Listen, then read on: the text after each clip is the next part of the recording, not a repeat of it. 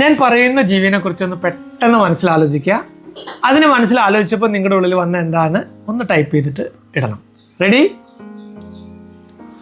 ആമ. ആമ.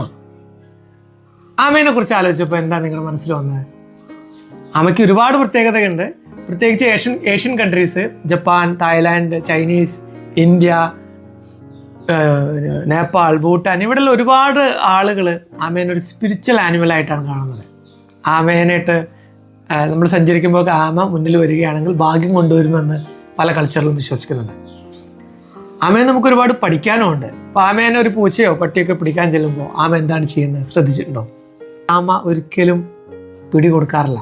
ഒരുപാട് വേഗതയൊന്നും ഇല്ലാത്ത ആമ ഒരിക്കലും പിടി കൊടുക്കാറില്ല. ആമ സ്വയം ഒന്ന് വിഡ്രോ ചെയ്യും. കൈകാലുകൾ, കഴുത്ത്, ശിരസെല്ലാം ഉള്ളിലേക്ക് വലിച്ച് ശക്തമായ പുറന്തോട് മാത്രം പുറത്തേക്ക് കൊടുത്തുകൊണ്ട് ഒരു സിസ്റ്റം ഉണ്ടാക്കുന്നുണ്ട്, ഒരു സേഫ്റ്റി സിസ്റ്റം.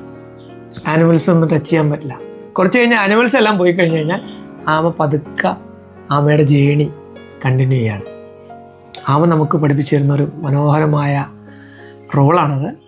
ഒരു അടിപൊളി പ്രിൻസിപ്പിളാണത്. ഒരു അടിപൊളി സൈക്കോളജിക്കൽ ടെക്നിക്കാണത്. Power to withdraw.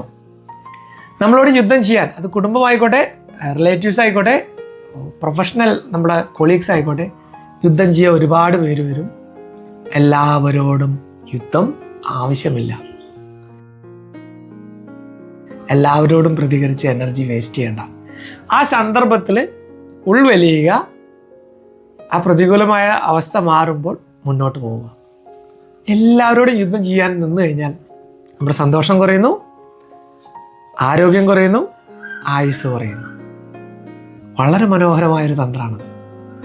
പ്രതികൂല സാഹചര്യങ്ങളിൽ കുറച്ച് നേരം ഉൾവലിഞ്ഞ് ചെയ്യേണ്ട കാര്യങ്ങൾ അത് കഴിഞ്ഞിട്ട് വളരെ സ്ലോലി ആമയെ പോലെ പതുക്കെ പതുക്കെ ചെയ്തുകൊണ്ട് മുന്നോട്ട് പോവുകയാണെങ്കിൽ ജീവിതത്തിൽ ഒരുപാട് അത്ഭുതങ്ങൾ നമുക്ക് സൃഷ്ടിക്കാനും പറ്റും. അപ്പോൾ ഇന്ന് നമുക്ക് ആമയിൽ നിന്നും കുറച്ച് കാര്യങ്ങൾ പഠിക്കാം. Thank you.